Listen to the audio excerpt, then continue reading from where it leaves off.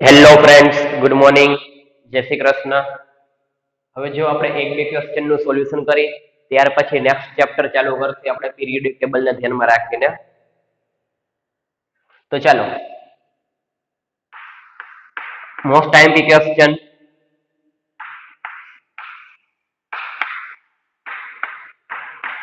ફિનોલમાંથી નાઇટ્રોબેન્ઝીન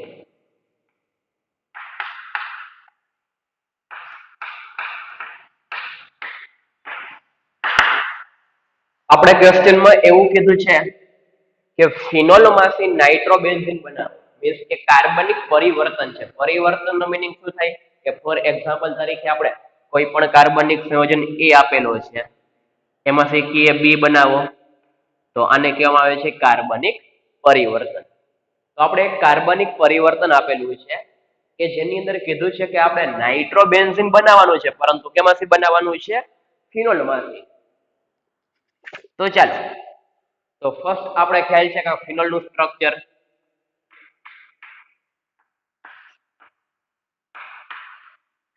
phenol આપણી પાસે aromatic ring છે, એ એરોમેટિક રિંગ ઉપર હોય છે. અને બીજું છે આપણી પાસે નાઇટ્રોબેન્ઝીન.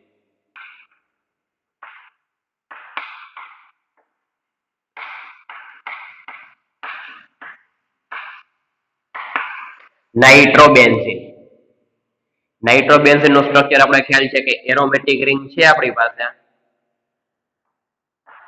એ એરોમેટિક રિંગ ઉપર NO2. તો ડિફરન્ટ જો aromatic ring as it is છે, OH ની જગ્યાએ આપણે શું કરવાનું છે? NO2 કરવાનું છે. OH ની જગ્યાએ આપણે NO2, આપણે મેઇન પોઈન્ટ વિચારી રિપ્લેસમેન્ટ આપણે શું કરવાનું છે? આપણી પાસે OH છે, એની જગ્યાએ કઈ વસ્તુ? NO2. તો વિચારો કઈ રીતના કરી શકીએ આપણે? ફિનોલ માંથી નાઇટ્રોબેન્ઝીન તો આપણે ખ્યાલ જ છે, આપણે ઇલેક્ટ્રોન અનુરાગી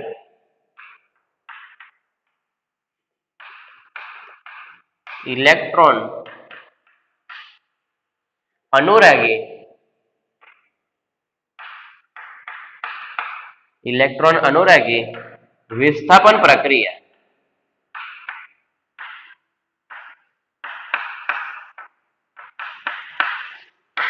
ઇલેક્ટ્રોન અનુરાગી વિસ્થાપન પ્રક્રિયા કે જેની અંદર આપણે કઈ સ્ટડી કરી ગયા હતા? નાઇટ્રેશન.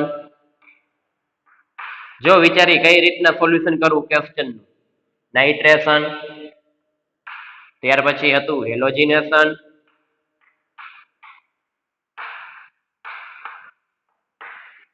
ત્યાર પછી આપણી પાસે હતું સલ્ફોનેશન,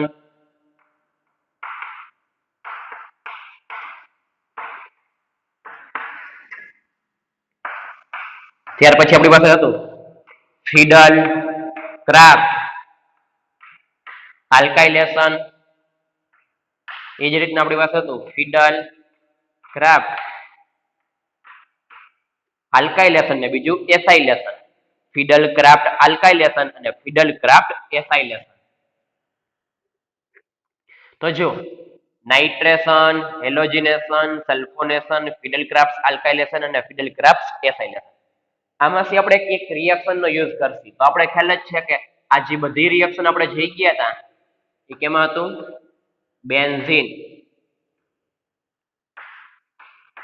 બેન્ઝીન ની અંદર આપણે નાઇટ્રેશન કરેલું હતું, બેન્ઝીન ની અંદર આપણે હેલોજિનેશન, બેન્ઝીનમાં સલ્ફોનેશન, બેન્ઝીનમાં ફિડલ ક્રાફ્ટ આલ્કાઇલેશન અને બેન્ઝીનમાં ફિડલ ક્રાફ્ટ એસાઇલેશન. આ બધી રિએક્શન આપણે કેમાં જોઈ ગયા હતા? બેન્ઝીનમાં. તો અહીંથી ઈ ખ્યાલ આવે, આપણે જો ફિનોલ માંથી બેન્ઝીન બનાવી નાખીએ અને બેન્ઝીન નું શું કરી નાખે? નાઇટ્રેશન, તો બની જાય ફિનોલ માંથી નાઇટ્રોબેન્ઝીન. ખ્યાલ આવી ગયો શું કીધું? કઈ રીતના વિચાર્યું આપણે? ફિનોલ છે એમાંથી નાઇટ્રોબેન્ઝીન બનાવવાનું છે, તો આપણે ઇલેક્ટ્રોન અનુરાગી વિસ્થાપન પ્રક્રિયા કે જે બેન્ઝીન માંથી, મીન્સ કે બેન્ઝીન ની અંદર આપણે નાઇટ્રેશન, સલ્ફોનેશન કે પછી હેલોજિનેશન આ બધી રિએક્શન સ્ટડી કરી ગયા. તો બેન્ઝીન નું નાઇટ્રેશન આપણે ખ્યાલ જ છે, તો આપણે નાઇટ્રોબેન્ઝીન મળ્યા. પરંતુ ફિનોલમાંથી આપણે કઈ વસ્તુ બનાવવી પડે? પહેલા બેન્ઝીન બનાવવું પડે. તો ફિનોલમાંથી બેન્ઝીન અને બેન્ઝીનમાંથી કઈ વસ્તુ કરી શકીએ આપણે? Nitro benzene. તો ચાલો જોઈએ રિએક્શન. અહીં આપણે એ વસ્તુ લખી શકીએ. આપણી પાસે છે ફિનોલ,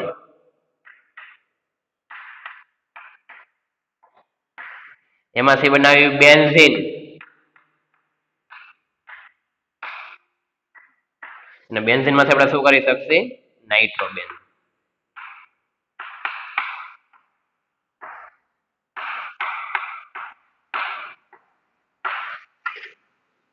તો ચાલો જોઈએ કઈ રીતના. તો આપણે ફિનોલ માંથી બેન્ઝીન સ્ટડી કરી ગયા. બેન્ઝીન બનાવવું હોય કેમાંથી? ફિનોલ માંથી. તો આપણી પાસે રિએક્શન છે ઝીંક સાથેની.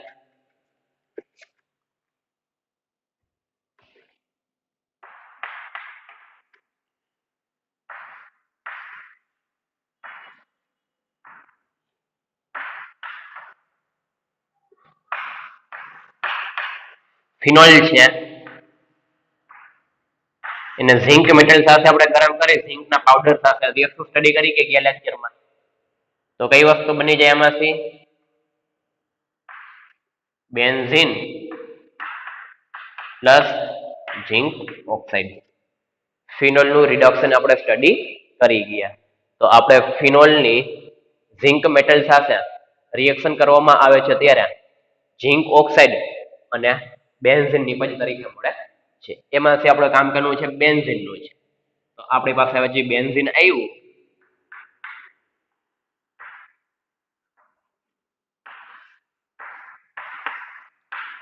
એ બેન્ઝીનનું આપણે શું કરવાનું? નાઇટ્રેશન. તો ખ્યાલ જ છે નાઇટ્રેશનમાં કેનો ઉપયોગ કરતા? સાંદ્ર નાઇટ્રિક એસિડ પ્લસ સાંદ્ર સલ્ફ્યુરિક એસિડ. નાઇટ્રેશન તો કઈ વસ્તુ બની જાય?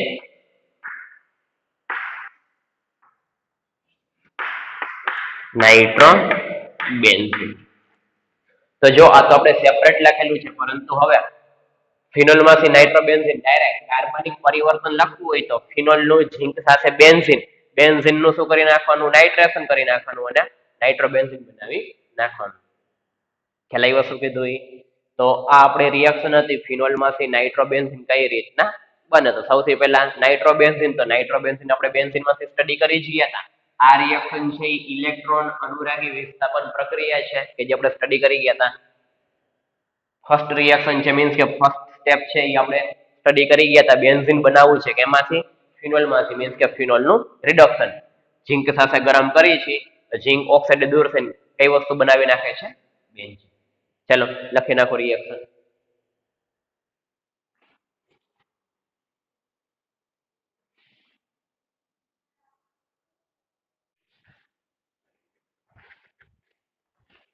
ચાલો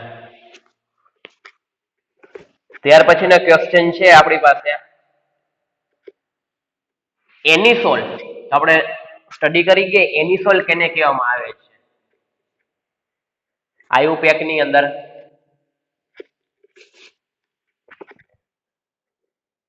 આપણી પાસે છે મિથોક્સીબેન્ઝીન અથવા તો એનિસોલ.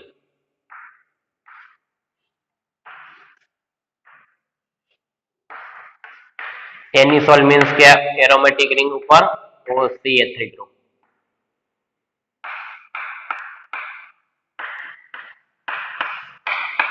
અથવા તો મિથોક્સીબેન્ઝીન એનિસોલ. આની રિએક્શન કરવાની છે આપણે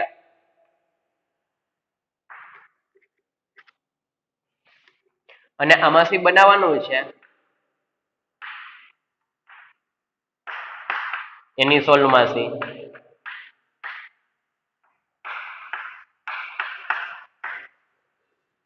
પ્લસ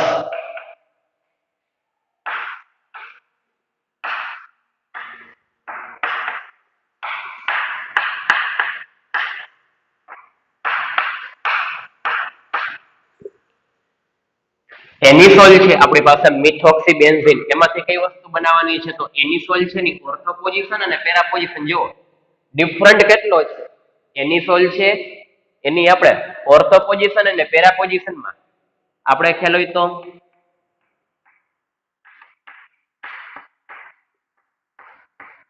આ રીતની એક રિએક્ટિવ સ્ટડી કરી ગયા હતા કે જેની અંદર R C double bond O અને halogen Friedel Crafts acylation acyl halide acyl group acyl halide study કરી ગયા હતા ફિડલ ક્રાફ્ટ એસાઇલેશન ની અંદર કે જેની અંદર આપણે આર સી ઓ ગ્રુપ ને એરોમેટિક રિંગ સાથે અટેચ કરવું હોય તો આપણે આનો યુઝ કરતા જો એ જ વસ્તુ છે આર ની જગ્યાએ કઈ વસ્તુ મૂકી દીધી છે ખાલી CH3 આર ની જગ્યાએ CH3 સી ડબલ બોન્ડ તો એઝ ઇટ ઇઝ છે સેમ પેરા ની અંદર તો હવે ક્વેશ્ચન થાય કે આની અંદર ઓર્થો અને પેરા પોઝિશનમાં શું કામ લખ્યું મેટા પોઝિશનમાં આપણે COCH3 ગ્રુપ ના લખી શકીએ તો ચાલો એનું સોલ્યુશન આપણે કરી ગયા હતા હિન્ટ આપી દઉં છું ફરી પાછી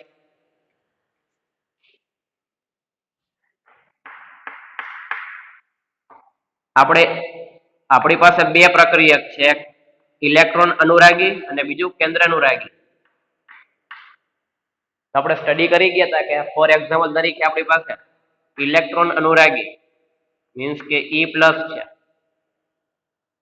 બેન્ઝીન નથી મોનો વિસ્થાપિત બેન્ઝીન છે બેન્ઝીન મીન્સ કે અહીંયા કાંઈ ના હોય હાઇડ્રોજન જ હોય પરંતુ મેં હાઇડ્રોજનની જગ્યાએ એ મીન્સ કે કોઈ પણ ક્રિયાશીલ આપણી પાસે એની જગ્યાએ શું છે OCH3 છે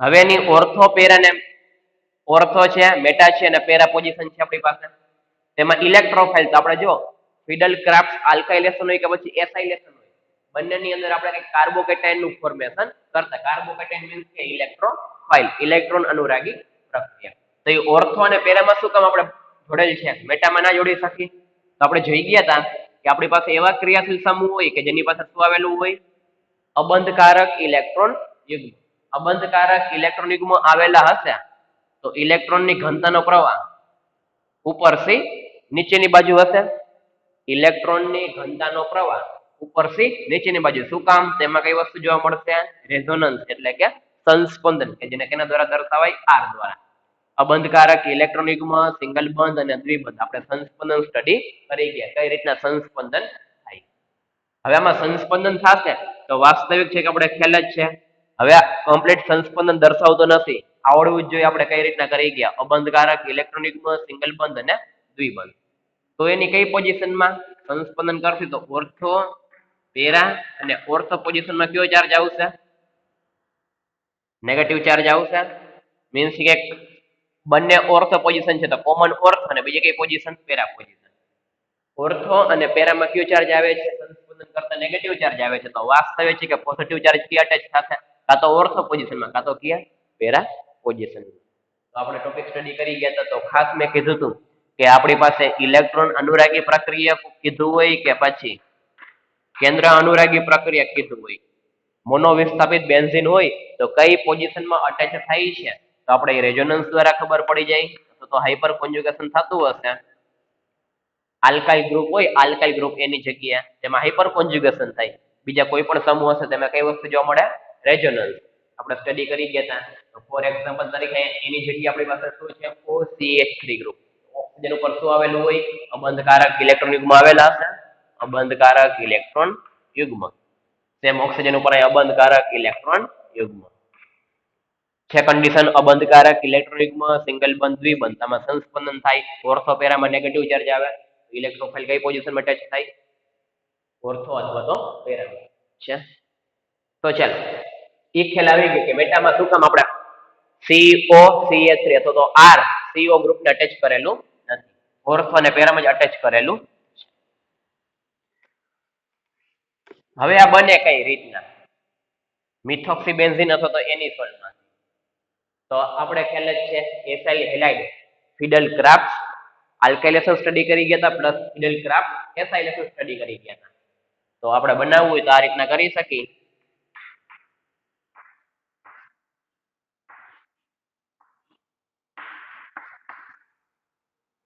આપણી પાસે છે એનિસોલ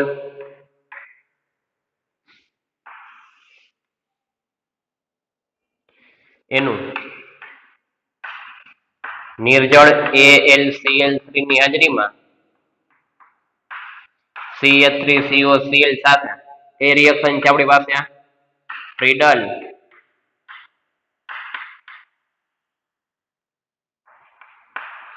craft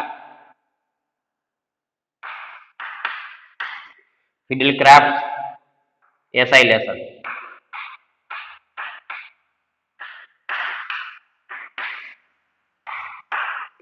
Friedel Crafts acylation reaction કરશે તો વાસ્તવિક છે કે એનિસોલ ની કઈ પોઝિશન ઓર્થો પોઝિશન અને બીજી કઈ પોઝિશન પેરા પોઝિશન માં ક્યુ ગ્રુપ આવી જશે આપણી પાસે છે C ડબલ બોન્ડ O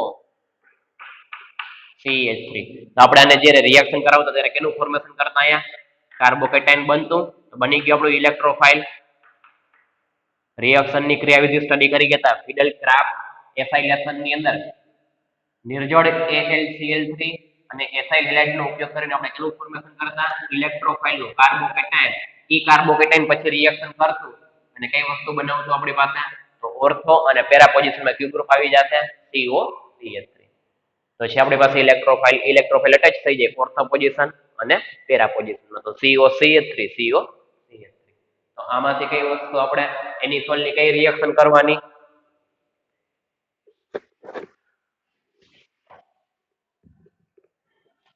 એનિસોલ ની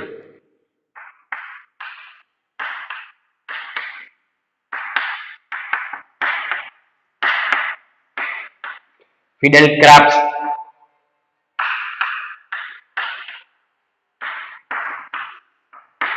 એસાઇલેશન સેમ રિએક્શન આવે ઓર્થો પોઝિશનમાં અને પેરા પોઝિશનમાં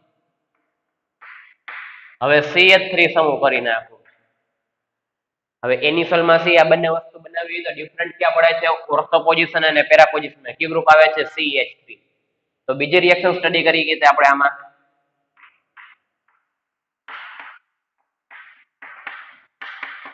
ફ્રીડલ ક્રાફ્ટ આલ્કાઇલેશન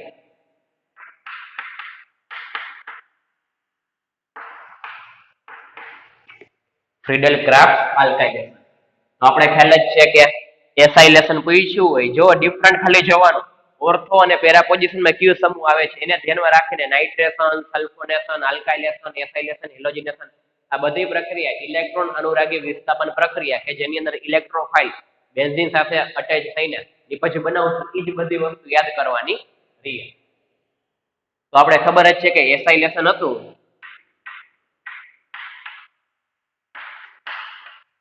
એસાઇલેશન એની અંદર આપણી પાસે આ રીતનું ઇલેક્ટ્રોફાઇલ બનતું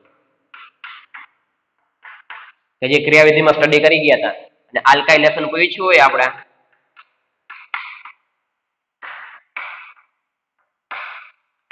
કે જેની અંદર આપણી પાસે કઈ વસ્તુ હતી CH3 પોઝિટિવ ચાર્જ બંને કાર્બોકેટાઇન ઇલેક્ટ્રોફાઇલ તેનો ઉપયોગ કરતા બધી વસ્તુ બનાવવા નિર્જળ AlCl3 નો આપણે ઉપયોગ કરતા કઈ રીતના બને તો એ બધી વસ્તુ આપણે ડીપમાં ફિડલ ક્રાફ્ટ આલ્કાઇલેશન અને એસાઇલેશન નો સ્ટડી કરી ગયા તો ચાલો ખ્યાલ આવી ગયો તો ખાલી ડિફરન્ટ જોવાનું છે એનિસોલ ની કઈ પોઝિશનમાં ક્યુ ગ્રુપ આવે છે ઓર્થો પેરામાં તો એને ધ્યાનમાં રાખીને આપણે એકમાં એસાઇલેશન કર્યું છે બીજામાં શું કરેલું છે આલ્કાઇલેશન ચલો લખી લ્યો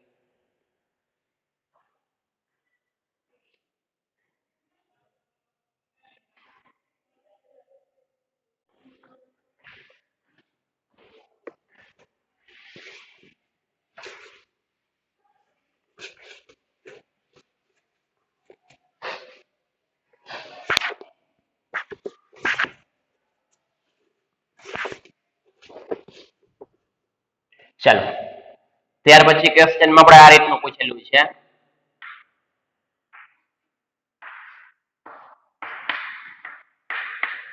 ક્લોરોબેન્ઝીન છે એ ક્લોરોબેન્ઝીનમાં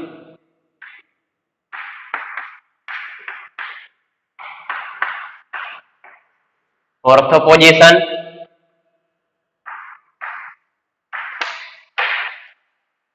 પ્લસ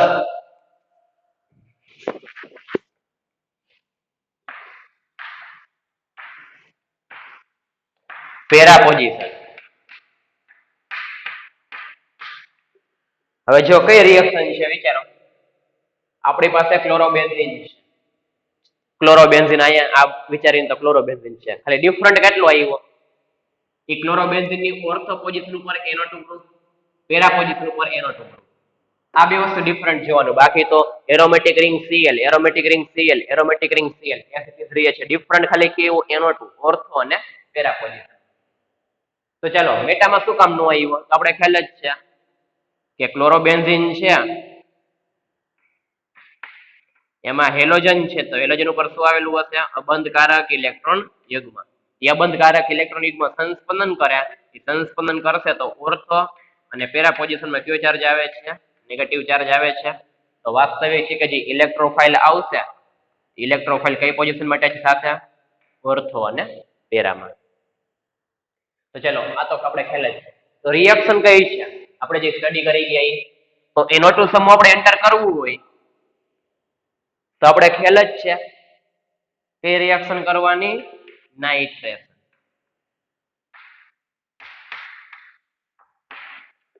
નાઇટ્રેશન કરતી ક્લોરોબેન્ઝીન નું તો NO2 સમૂહ આવી જાય. આપણે કેનો ઉપયોગ કર્યો હતો, સાંદ્ર નાઇટ્રિક એસિડ અને સાંદ્ર સલ્ફ્યુરિક એસિડ, મીન્સ કે નાઇટ્રેટિંગ મિશ્રણ.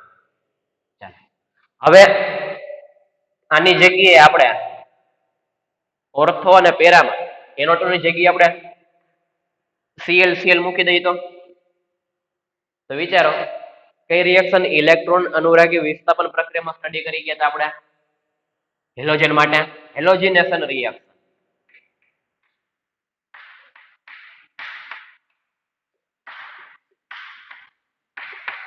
હેલોજિનેશન પ્રક્રિયા. ત્યાર પછી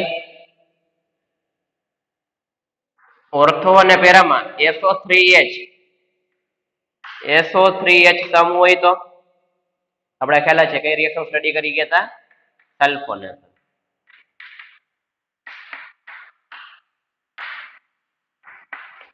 તો ખાસ જો આવા કોઈ પણ કાર્બનિક પરિવર્તન નથી, કાર્બનિક પરિવર્તન ની અંદર આપણે એમાંથી બી બનાવવાનું કીધું હોય તો આપણી પાસે નાઇટ્રેશન, હેલોજિનેશન, સલ્ફોનેશન, ત્યાર પછી ફિડલ, ક્રાફ્ટ, આલ્કાઇલેશન, ત્યાર પછી હતી આપણી પાસે ફિડલ, ક્રાફ્ટ, એસાઇલેશન. આ રિએક્શન હતી આપણી પાસે ઇલેક્ટ્રોન અનુરાગી વિસ્થાપન પ્રક્રિયા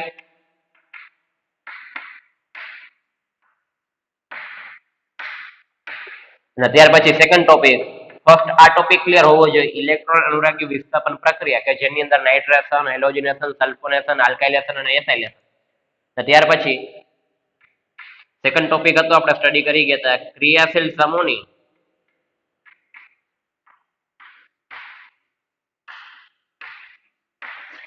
સ્થાન નિર્દેશક અસર.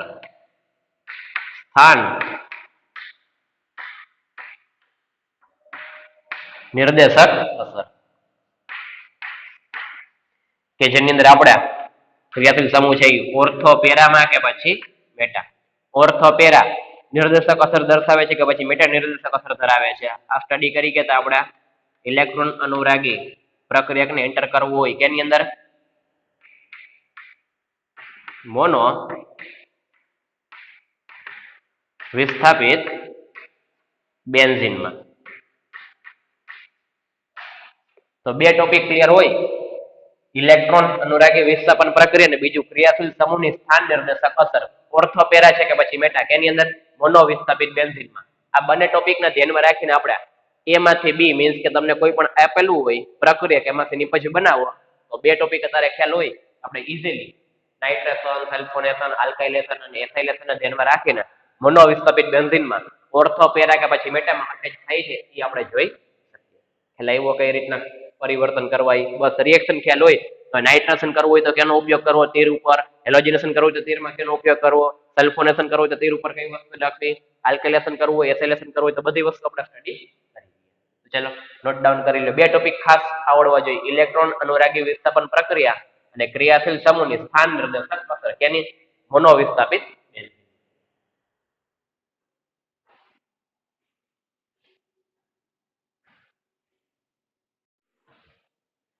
ચાલો તો આપણી પાસે આ બંને આઈએમપી ટોપિક હતા. ફર્સ્ટ આપણી પાસે ફિનોલમાંથી નાઇટ્રોબેન્ઝીન અને ત્યાર પછી આપણે કોઈ પણ મોનોવિસ્થાપિત બેન્ઝીન આપેલું હોય એની અંદર નાઇટ્રેશન, સલ્ફોનેશન, આલ્કાઇલેશન, હેલોજિનેશન કઈ પોઝિશનમાં કરવું એને ધ્યાનમાં રાખીને કઈ કાર્બનિક પરિવર્તન જોઈ ગયા. તો ચાલો ત્યાર પછીનું આપણું નેક્સ્ટ ચેપ્ટર છે એની અંદર આપણે શરૂઆતમાં કન્ટેન્ટ જોઈ લઈએ કઈ કઈ વસ્તુનો સ્ટડી કરશે આપણે. તો જો આપણે કોઈ પણ પરમાણુ છે એ પરમાણુ નું બંધારણ મીન્સ કે એ પરમાણુની અંદર ઇલેક્ટ્રોનની સંખ્યા, પ્રોટોનની સંખ્યા, ન્યુટ્રોનની સંખ્યા પ્લસ આવર્ત કોષ્ટકની અંદર એ તત્વ છે એ તત્વનું સ્થાન, એની સંજ્ઞા મીન્સ કે કોમન કહીએ બધા માટે.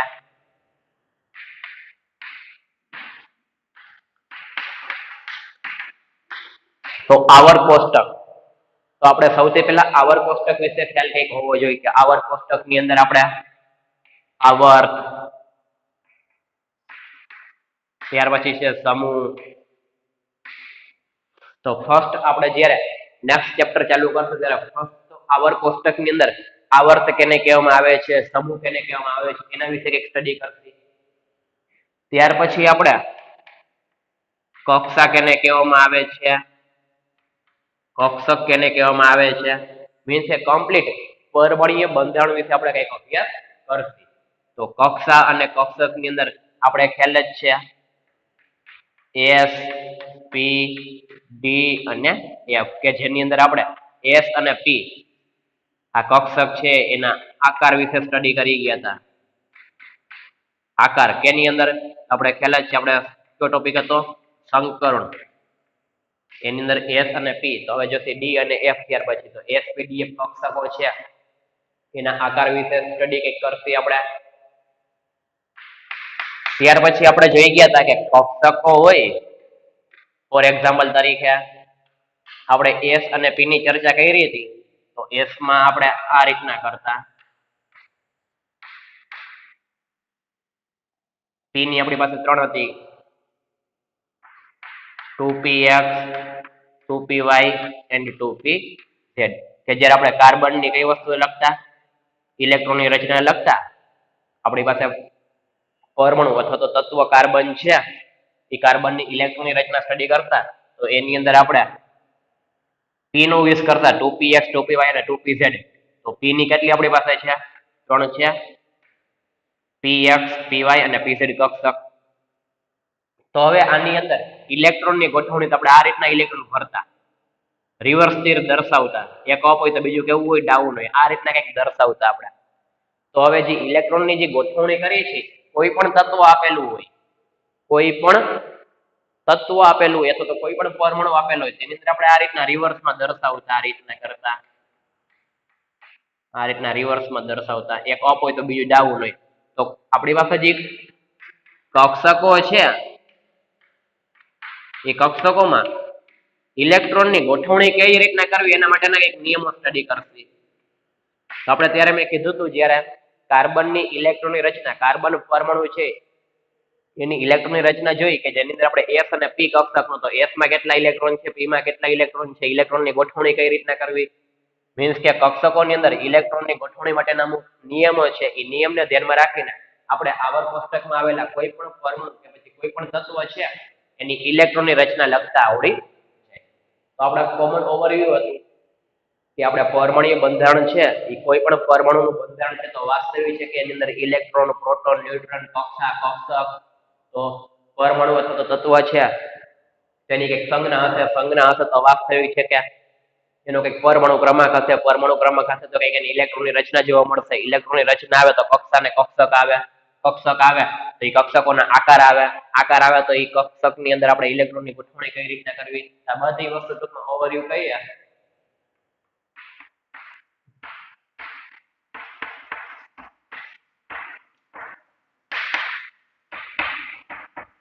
પરમાણ્વીય બંધારણની અંદર બધી વસ્તુ આવરી લેવામાં આવે છે કે પરમાણ્વીય બંધારણની અંદર આપણે કોઈ પણ પરમાણુનો વિચાર કરીએ, ફોર એક્ઝામ્પલ તરીકે મારી પાસે પરમાણુ કાર્બન છે તો એ કાર્બન તેની સંજ્ઞા આવે, તેનો પરમાણુ ક્રમાંક તો એની ઇલેક્ટ્રોનની રચના તો કક્ષકની ચર્ચા આવે, કક્ષક અને કક્ષક કક્ષક અને કક્ષાની ચર્ચા આવે તો એસપી ની ચર્ચા આવે તો એસપી નો આકાર આવે, ઇલેક્ટ્રોનની ગોઠવણી આવે, બધી વસ્તુના જે પોઈન્ટ લખેલા છે બધા કેની અંદર આવરી લેવામાં આવે છે? પરમાણ્વીય બંધારણની અંદર આવરી લેવામાં આવે છે. તો આપણે નેક્સ્ટ લેક્ચર ની અંદર શરૂઆત કરીએ. ફર્સ્ટ આપણે આવર્ત કોષ્ટક છે તો આવર્ત કોષ્ટકની અંદર અમુક તત્વોના નામ અને એની સંજ્ઞાનો ખ્યાલ હોવો જોઈએ અને આવર્ત અને સમૂહ કેને કહેવામાં આવે છે એ ખ્યાલ હોવો જોઈએ. ત્યાર પછી આપણે કક્ષા, કક્ષક, દરેક કક્ષકોના આકાર, કોઈ પણ પરમાણુ કીધું હોય પરમાણુની અંદર કક્ષકની અંદર ઇલેક્ટ્રોનની ગોઠવણી કઈ રીતના કરવી, શું કામ આ જ રીતના એક અપ ને બીજું ડાઉન દર્શાવી છે, કક્ષકોમાં ઇલેક્ટ્રોન કઈ રીતના ભરવા, એ બધી વસ્તુનો આપણે ડીપમાં અભ્યાસ કરવો. તો આપણે ખાસ ધ્યાન આપવા તો ખાલી કન્ટેન્ટ કીધેલા છે કે ચેપ્ટરની અંદર આપણે નેક્સ્ટ ચેપ્ટર ચાલુ કરશી એની અંદર આટલા પોઈન્ટ ઓફ વ્યૂ સ્ટડી કરશી. તો આજના લેક્ચરની અંદર ફર્સ્ટ આને બાદ કરતા ફર્સ્ટ ટુ રિએક્શન કે ઇલેક્ટ્રોન અનુરાગી વિસ્થાપન પ્રક્રિયા અને ક્રિયાશીલ સમૂહનું સ્થાન નિર્દેશક અસર, બંને પોઈન્ટ ખ્યાલ હોવા જોઈએ કોઈ પણ કાર્બનિક પરિવર્તનની અંદર. આપણે આજે અહીંયા લગી